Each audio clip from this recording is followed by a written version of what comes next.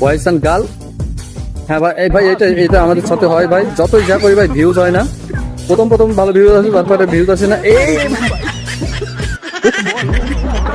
সত্যি ভাই, আমাদের তো দেখানোর মতো নেই, ওই জন্য আমাদের হয় না। এটা দুটো ছেলে করে দেখেছে। এখানে কে কি কমেন্ট করেছে একটু দেখি। ঈশা ব্লগ লিখেছে, এখন আমি বুঝতে পারছি কেন মেয়েরা এত দ্রুত ভাইরাল হয়। হ্যাঁ ঈশা ভাই, তোর সাথে সাথে আমিও বুঝতে পারছি, আমিও বহুত খাটা খেটেছি কিন্তু ভাইরাল আর হচ্ছে না। দেখতে পাচ্ছিস তো, আমি বহুত খাটা খেটেছি ভাই, 3-4 বছর একটা না আনলিমিটেড খেটে যাচ্ছে কিন্তু ভাইরাল আর হচ্ছে না। আমিও আসল কারণটা এবার বুঝতে পেরেছি ভাই, তোর মতো।